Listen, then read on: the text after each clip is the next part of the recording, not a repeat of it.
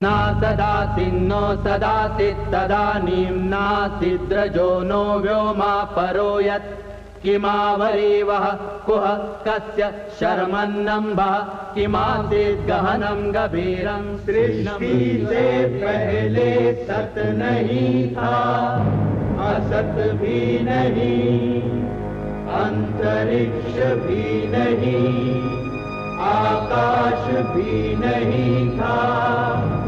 छिपा था क्या, कहाँ, किसने ढका था? उस पल तो अगम अतल जल भी कहाँ था।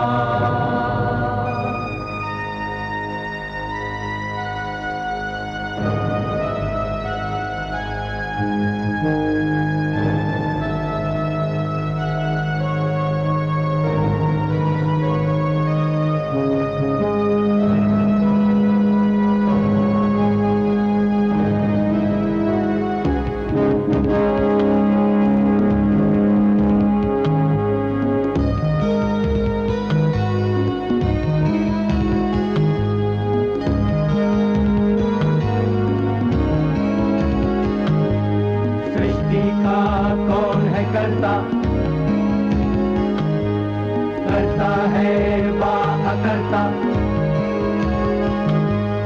ऊंचे आकाश में रहता, सदा अध्यक्ष बना रहता। वही सचमुच में जानता या नहीं भी जानता है, किसी को नहीं पता, नहीं पता, नहीं है पता, नहीं है पता।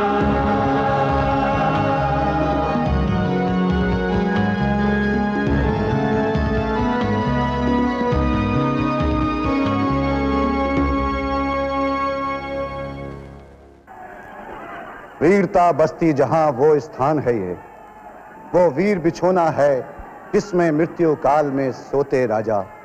जीवन की आहुति का यज्ञ है ये, जिससे राजा स्वर्ग सिधारे, वो पुल है ये।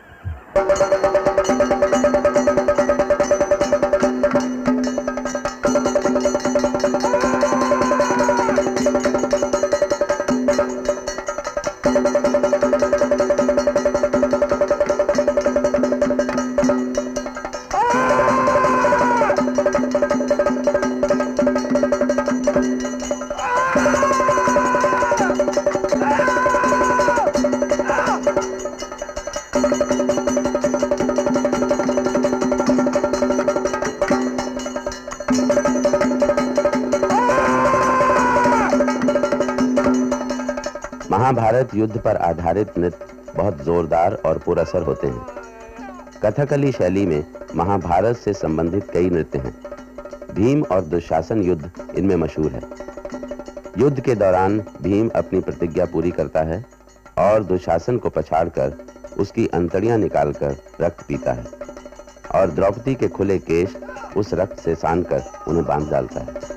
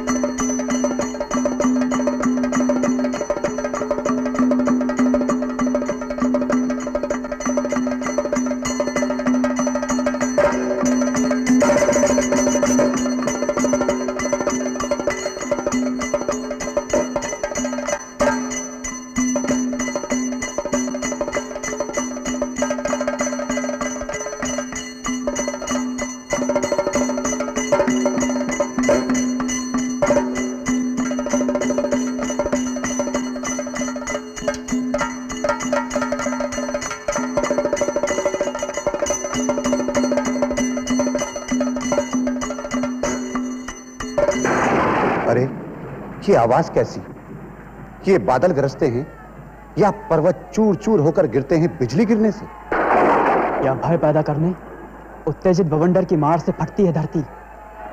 ये मंदिर गुफाओं की चट्टानों से टकराकर हवाओं से परेशान गुस्सैली लहरों वाला समुद्र शोर करता है। तो सही क्या है? अरे ये तो द्रौपदी के बालों को खींचे जाने की वजह से गुस्साए पांडवों के बीच के भाई भीमसेन और 100 भाइयों के बद से क्रोधित सम्राट दुर्योधन के बीच गदायुद्ध शुरू हुआ है। कहानी के अनुसार सभी प्रमुख क्षत्रियों ने महाभारत के युद्ध में हिस्सा लिया था, जो शायद मूल रूप से क्षत्रिय गुटों की आपसी लड़ाई थी, लेकिन इसे एक युग की विनाश लीला का दर्जा दे दिया गया।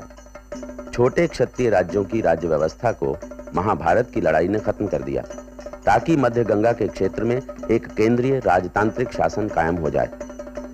इसलिए कुरुक्षेत्र युद्ध की वेदना सिर्फ प्रियजनों की मृत्यु का शोक नहीं है, ये वेदना एक समाज के अंत की भी है।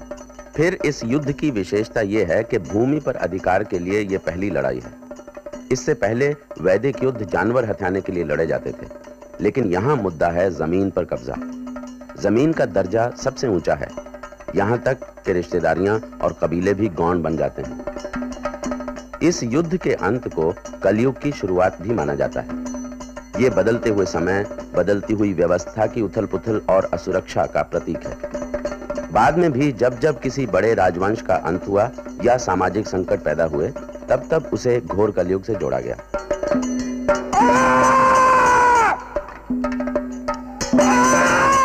महाभारत पर आधारित कृतियों में से सबसे पुरानी कृति शायद महाकवि भास का नाटक उरुभंगम है। मौर्य काल के तुरंत बाद लिखे गए इस महान नाटक का केंद्र है दुर्योधन वध। अरे राजाओं, ये ठीक नहीं है। युद्ध के नियमों के विरुद्ध है ये। युद्ध के मैदान में भीम ने दुर्योधन की जांघ पर गदा से प्रहार किया, लिटा दिया है उसे उसके कुल के सौभाग्य सहित।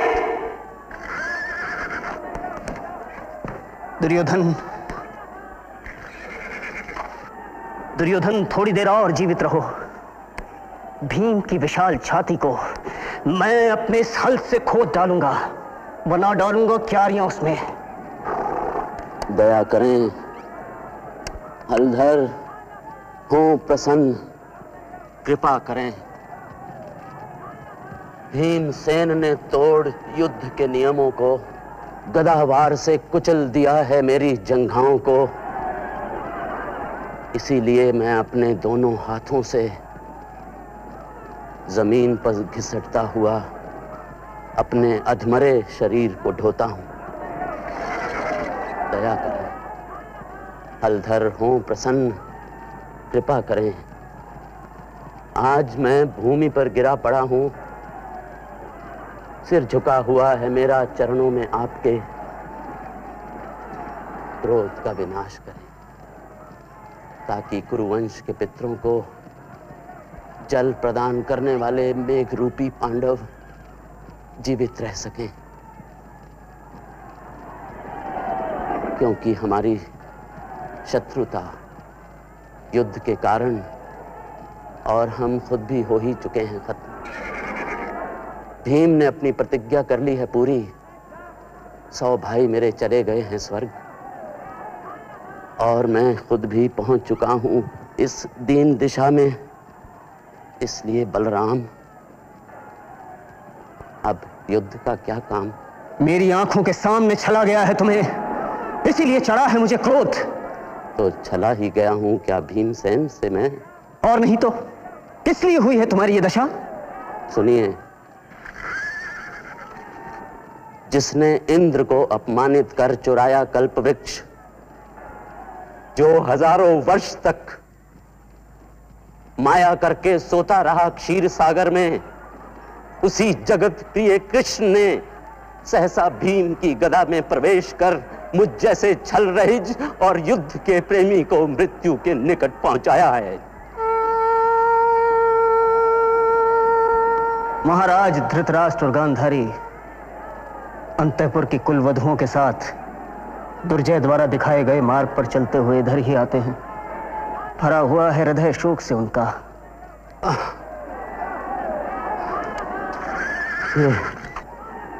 ये मुझ पर दूसरा प्रहार है। मेरे बालों को खींचकर गदा से प्रहार कर भीम ने मेरी जंघाओं को ही मुझसे नहीं छीना है, छीना है पिता के चरण छूने का अधिकार भी मुझसे। ये कौन है जो मेरा वस्त्र खींचकर मुझे राह दिखाता है? बाबा, मैं हूँ दुर्जय। दुर्जय बेटे, अपने पिता को ढूंढ। मैं थक गया हूँ बाबा। तो जा अपने पिता के गोद में आराम कर। मैं जा रहा हूँ बाबा।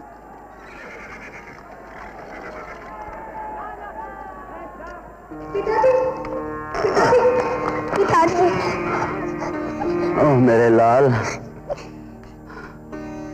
तू यहाँ क्यों आ गया? क्योंकि आप बहुत देर से दूर थे। मैं आपकी गोद में बैठूंगा। आप मुझे गोद में क्यों नहीं बिठाते? मेरे लाल, छोड़ दे उस आसन को जिस पर तू हमेशा बैठता रहा है। जा कहीं भी और बैठ जा। आज से ये आसन जिस पर बैठने का तू आदी रहा है नहीं रहा है तेरे लायक। चलिए पिताजी, सब लोग आपकी राह देख रहे हैं। कौन लोग? दादी, बाबा और माता है। मेरे पुत्र, मैं चल नहीं सकता। मैं लेकर जाऊंगा आपको। मेरे लाल, तू अभी नन्हा सा है। दादी, बाबा, महाराज आए।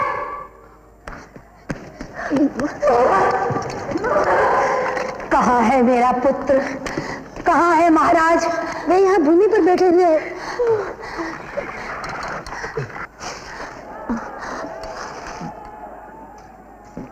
आपके चरणों में मैं सिर झुकाता हूं और धधकती हुई ज्वाला की चिंता किए बिना जिस सम्मान के साथ मैंने जन्म लिया था उसी सम्मान के साथ स्वर्ग को जाता हूं। मां, मैं आपसे एक बात कहना चाहता हूं। कहो पुत्र। मैं हाथ जोड़कर कहता हूं, अगर मैंने किया हो कुछ भी पुण्य तो अगले जन्म में तू ही मेरी माता बनना। तुमने तो मेरे मन की बात कह दी। दुर्जय, तू भी सुन। जैसे सेवा करता था मेरी, वैसे ही करना पांडवों की। पूज्य मां कुंती की आज्ञाओं का सदा पालन करना। अभिमन्यु की मां और द्रौपदी को अपनी मां की तरह देना आदर। एक बेटे, याद रखना कि कीर्तिवान वैभवशाली गौरव की अग्नि से जिसका हृदय दमकता था वो तेरा पिता दुर्योधन युद्ध में समान बल वाले शत्रु का करते हुए सामना गिर गया है। ये सोचकर तू दुख को छोड़ दे। मेरी मृत्यु के बाद युधिष्ठिर की बलशाली बांह को पकड़ना, दाहिनी बांह के रेशमी वस्त्र को पकड़ पांडु पुत्रों के साथ मेरा नाम लेकर मुझे देना तू तर्पण।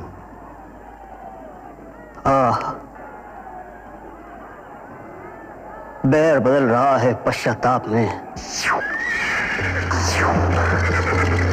अरे ये कौन है जो अपने धनुष की टंकार से भयभीत बनाता है कौरवों के झुंड को? दुर्योधन के संग धनुष पर बाण चढ़ाकर युद्ध यज्ञ में जीव आया मैं पांव बढ़ाकर, वैसे ही मैं फिर आता हूं इस सोने रण में मानो अश्वमेध की पूर्णाहुति के क्षण में। ये तो द्रोण पुत्र अश्वत्थामा हैं जो इधर ही आ रहे हैं। हो युद्ध के लिए इच्छुक राजाओं, तुम बचे हुए हो थोड़े ही समय के लिए। हर सांस के साथ डूब रहा है जीवन तुम्हारा। मैं वो दुर्योधन नहीं हूं जिसकी जंघाएं छल से तोड़ी गई हैं। वो साथी पुत्र कर्ण भी नहीं हूं मैं, जिसके कमजोर शस्त्र बेकार हो गए। मैं द्रोण पुत्र अश्वत्थामा, आज इस विजय भूमि में हो क्रुद्ध, ये तलवार खड़ा हूं निपट अकेला।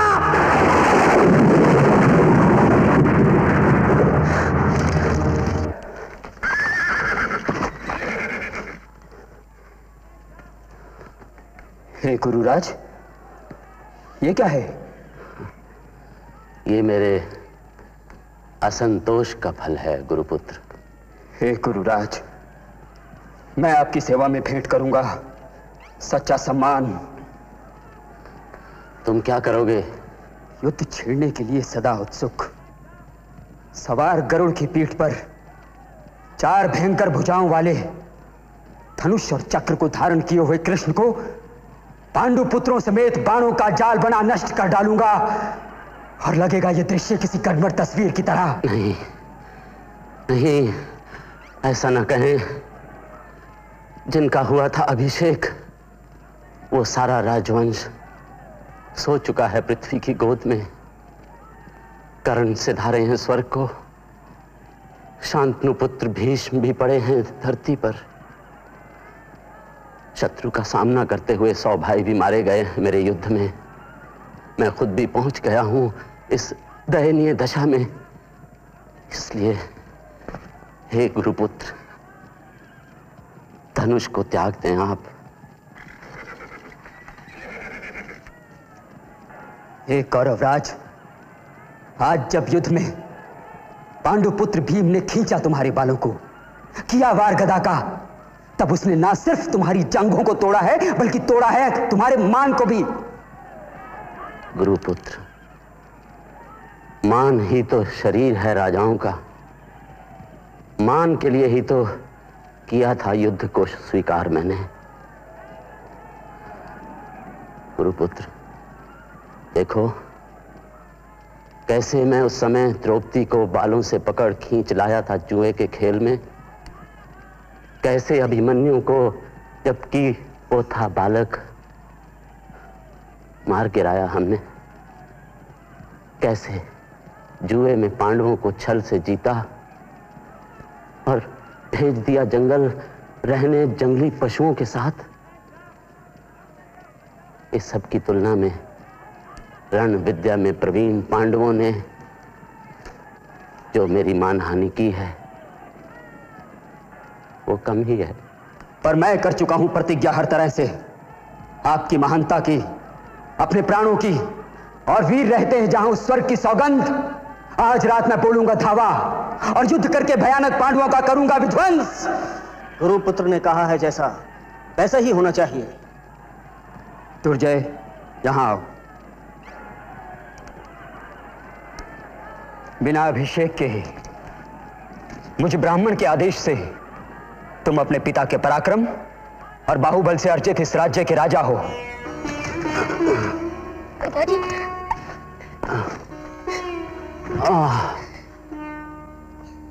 मेरे प्राण मुझसे दूर जा रहे हैं।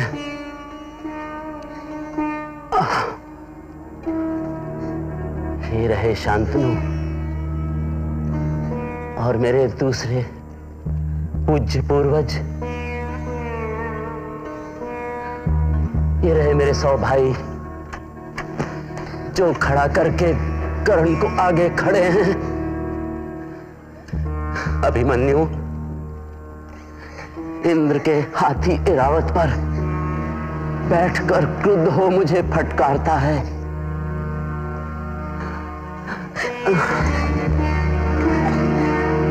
धर्मराज ने भेजा है मेरे लिए ये विमान, जो वाहन है वीरों का, जिसे खींचते हैं 1000 हंस। मैं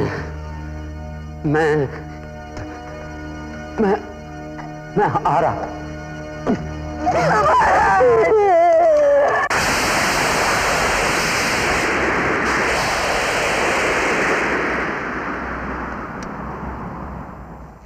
महाभारत के युद्ध पर आधारित रचनाओं में हर दौर के सामाजिक संकट और उतार चढ़ाव झलकते रहे हैं।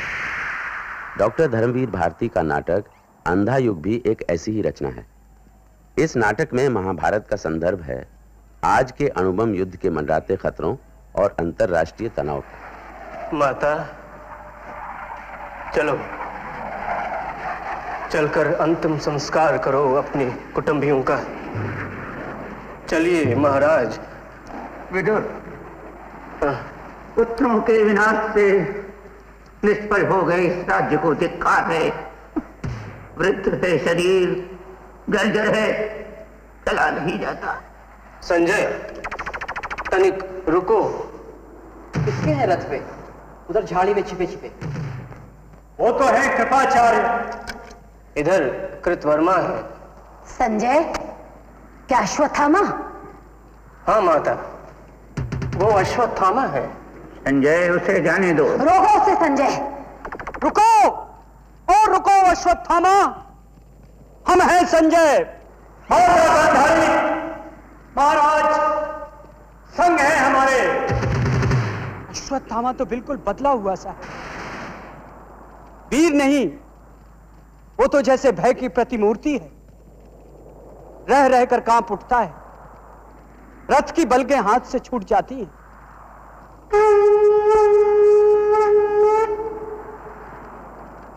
पागल है, कहता है मैं वलकल धारण कर रहूंगा तपोवन में, और डरता है कृष्ण से। पांडवों को लेकर साथ कृष्ण आ रहे हैं खोज में उसकी। मार नहीं पाएंगे कृष्ण उसे। मैंने उसे देखकर वज्र कर दिया है उसके तन को। लगता है ढूंढ लिया है प्रभु ने उसे। संजय, देखो तो तनिक।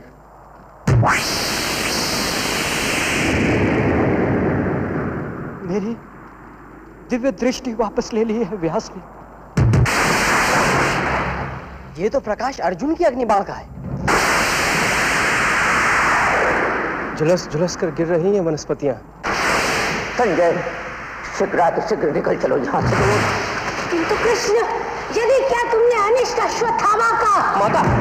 माता, निकल चले यहाँ से। सुरक्षित नहीं है यहाँ। गिरते हैं जलते बाण यहाँ। चलिए महाराज।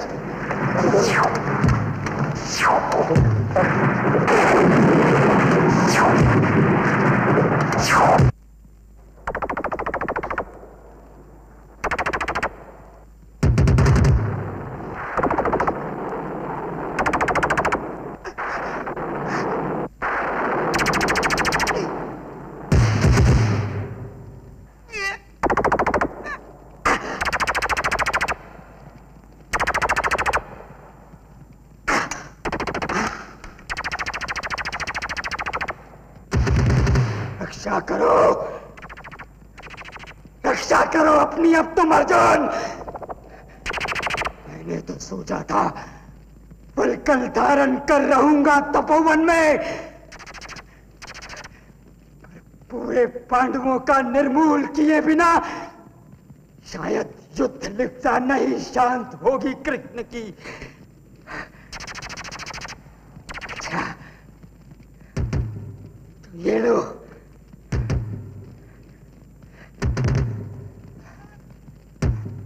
ये रहा ब्रह्मास्त्र।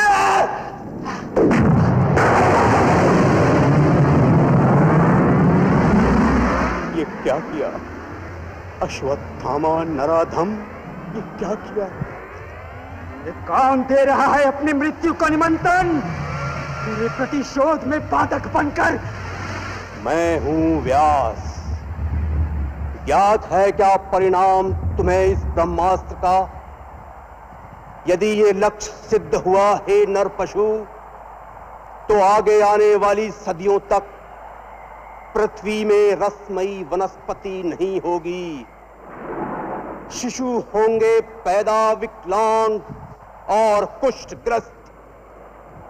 सारी मनुष्य जाति बौनी हो जाएगी।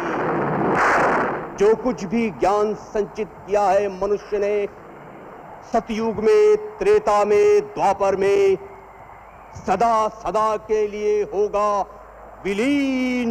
वो गेहूं की बालियों में सर्प फुफकारेंगे, नदियों में बह बह कर आएगी पिघली आग। भस्म हो जाने दो, आने दो प्रलय व्यास, देखूं मैं रक्षण शक्ति कृष्ण की। तो देख उधर, कृष्ण के कहने से पहले ही अर्जुन ने छोड़ दिया था नभ में अपना ब्रह्मास्त्र। नराधम, ये दोनों ब्रह्मास्त्र अभी नभ में टकराएंगे, सूरज बुझ जाएगा, राख बंजर हो जाएगी। मैं क्या करूं? मुझको विवश किया अर्जुन ने। मैं था अकेला और अन्यायी कृष्ण पांडवों सहित मेरा वध करने को आतुर थे। अर्जुन सुनो, तुम वापस ले लो ब्रह्मास्त्र को। अश्वत्थामा, तू अपनी कायरता से मत ध्वस्त कर मनुष्यता को, वापस ले ले ब्रह्मास्त्र और मणि देकर वन में चला जा। व्यास, मैं अशक्त हूं, मुझको है ज्ञात रीति केवल आक्रमण की। पीछे हटना मुझको या मेरे अस्त्रों को मेरे पिता ने सिखाया नहीं। सूरज बुझ जाएगा, धरा बंजर हो जाएगी। अच्छा तो सुन लो व्यास, सुन लो कृष्ण, ये अचूक शस्त्र अश्वत्थामा का निश्चित गिरे जाकर उत्तरा के गर्भ पर वापस नहीं होगा।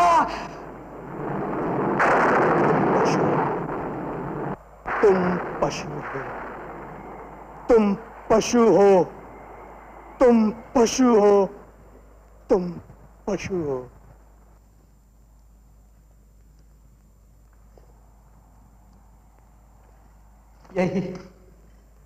यही वो स्थल है, यही कहीं धराशायी हुए थे महाराज दुर्योधन। ये है उनका स्वर्ण।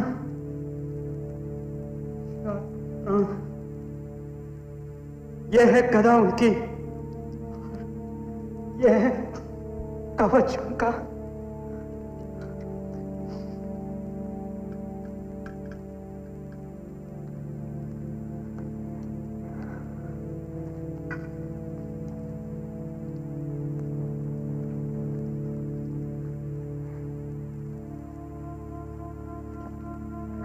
माता, धैर्य धारण करें। कवच ये मिथ्या था, केवल स्वयं किया हुआ मर्यादित आचरण कवच है जो व्यक्ति को बचाता है। माता,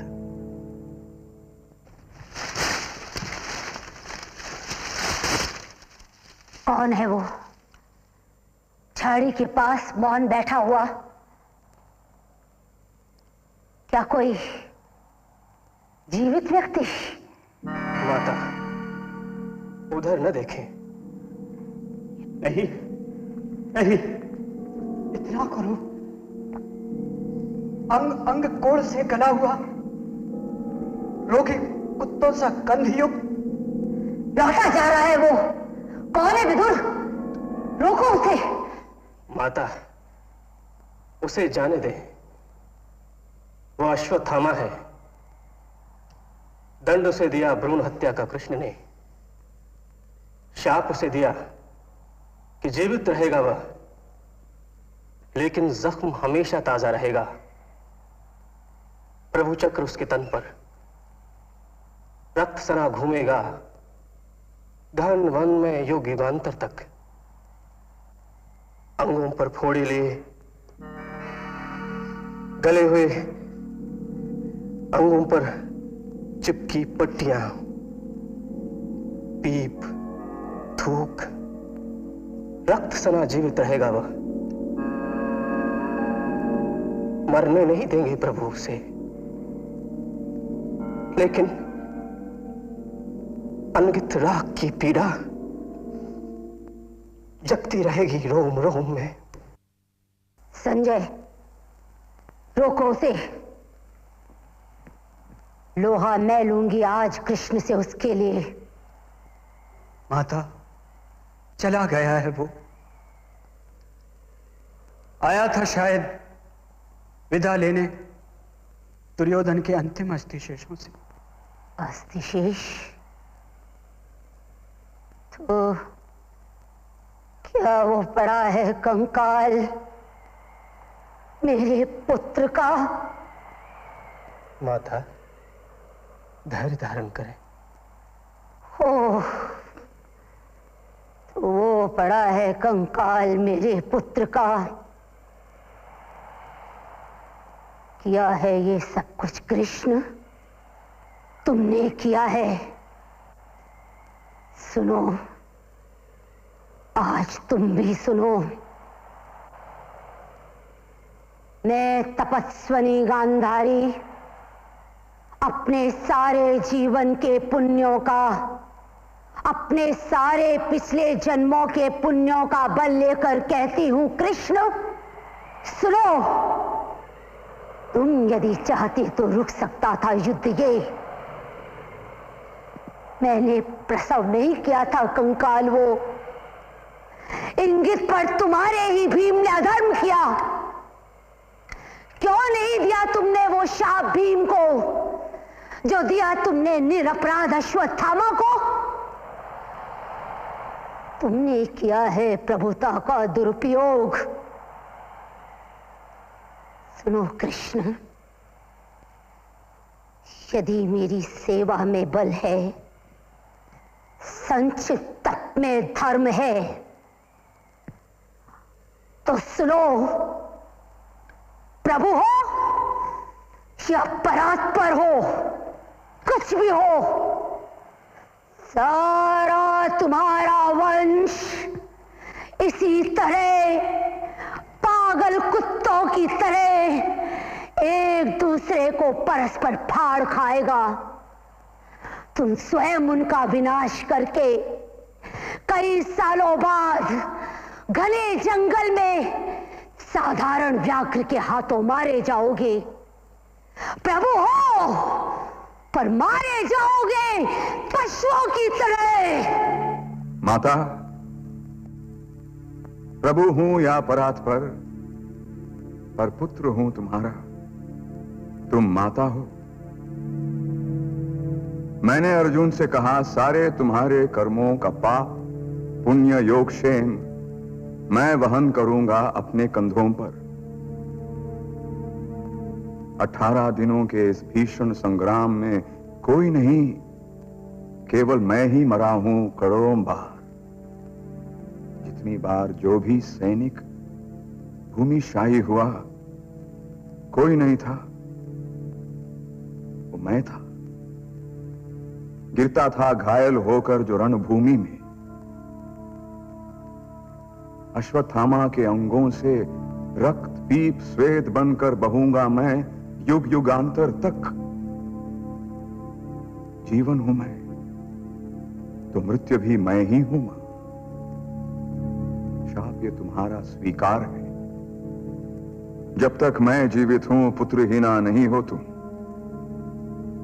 प्रभु हूं या परात्पर, पर पुत्र हूं तुम्हारा। तुम माता हो।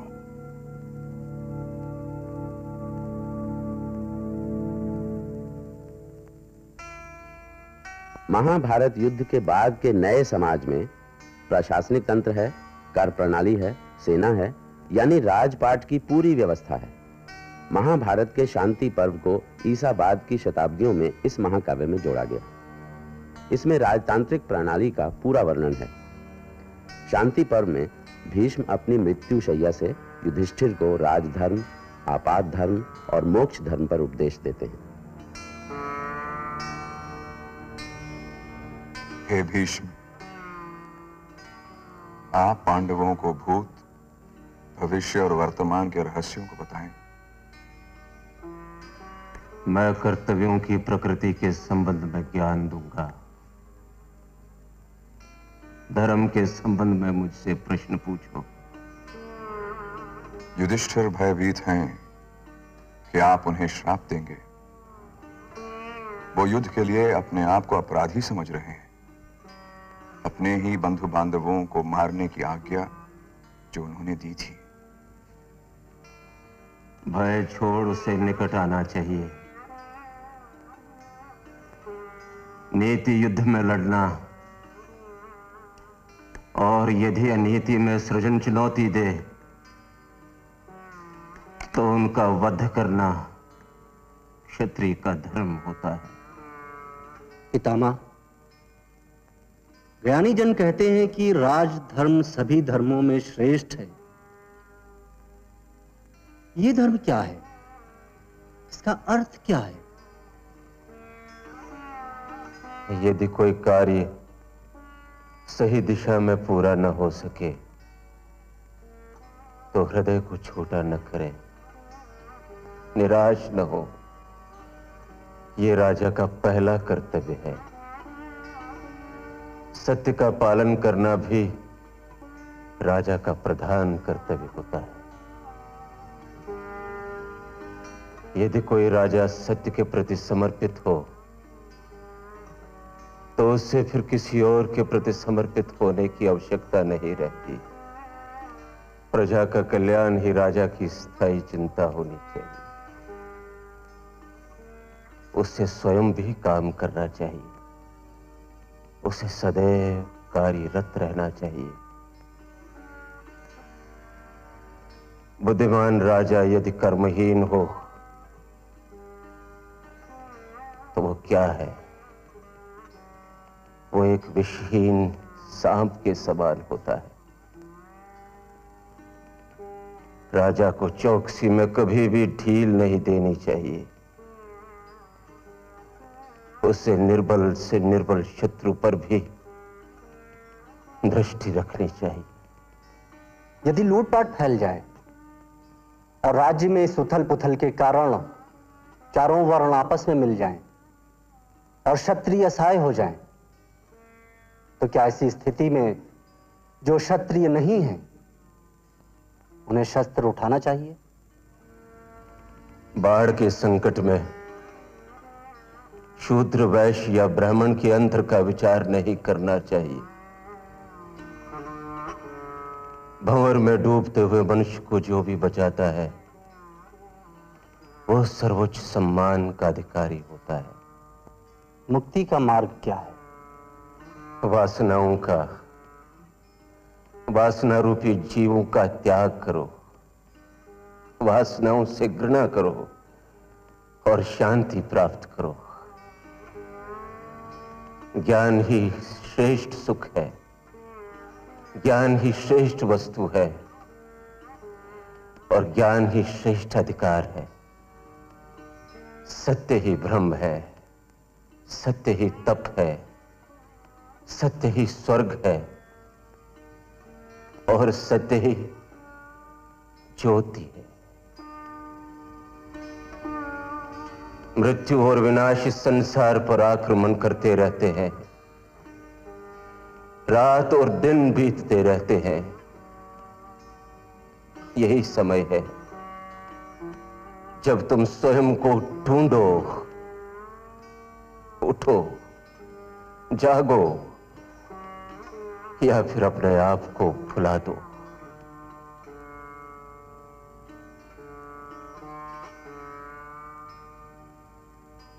इस नए समाज में प्रियजनों के प्रति कर्तव्यों का स्थान रोजगार और संपत्ति के लिए संघर्ष ने ले लिया। सारे दायित्वों, सारे धर्मों का चरम बिंदु था राजधर्म। इसीलिए राजपद समाज के एक महत्वपूर्ण अंग के रूप में उभरा और राजसी आचरण पर ज्यादा जोर दिया गया। शांति पर्व हमारा ध्यान इस ओर ले जाता है।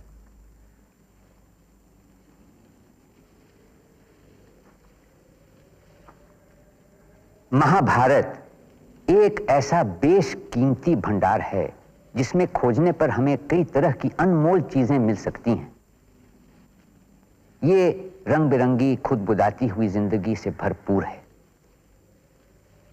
ये महज नीति की तालीम देने वाला ग्रंथ नहीं, हालांकि नीति और तहजीब की तालीम इसमें बहुत मिलेगी। दूसरे ग्रंथों की तरह इसमें तपस्या और संयम पर जोर नहीं दिया गया है। महाभारत से मिलने वाले सबक को एक जुमले में बयान किया जा सकता है, दूसरे के लिए तू ऐसी बात न कर जो तुझे खुद अपने लिए नापसंद हो। और इसमें समाज की भलाई पर जोर दिया गया है। कहा गया है कि जिस काम से समाज की भलाई नहीं होती या जिसे करते हुए तुम्हें शर्म आती है उसे न करो। सच्चाई, फराख दिली, अहिंसा और अपने फर्ज पे डटे रहने से सफलता मिलती है, जाति या परिवार से नहीं। जीवन और अमरता से फर्ज बड़ा है, नैतिकता बड़ी है। सच्चे आनंद के लिए तकलीफ उठाना जरूरी है। दौलत कमाने के लिए बेचैन रहने वालों पर एक व्यंग्य है। रेशम का कीड़ा अपनी दौलत की वजह से मरता है। और महाभारत में इस सब से बढ़कर किसी जिंदा, किसी तरक्की करते, आगे बढ़ते समाज के लिए यह सबक, असंतोष ही प्रगति को जन्म देता है। हिरण्यगर्भात् समवर्तताग्रे भूतस्य जातः पतिरेक आसीत् सदाधार पृथिवीं व्यामुते मां कस्मै देवाय हविषा विधेम। वह था हिरण्यगर्भ सृष्टि से पहले विद्यमान, वही तो सारे भूत जात का स्वामी महान, जो है अस्तित्वमान धरती आसमान धारण कर। ऐसे किस देवता की उपासना करें हम हवि देकर, जिसके बल पर तेजोमय है अंबर, पृथ्वी हरी भरी स्थापित स्थिर, स्वर्ग और सूरज भी स्थिर। ऐसे किस देवता की उपासना करें हम हवि देकर। गर्भ में अपने अग्नि धारण कर पैदा कर, व्यापा था जल इधर उधर नीचे ऊपर, जगा जो देवों का एकमेव प्राण बनकर। ऐसे किस देवता की उपासना करें हम हवि देकर। ओ सृष्टि निर्माता स्वर्ग रचयिता पूर्वज रक्षा कर, सत्य धर्म पालक अतुल जल नियामक रक्षा कर।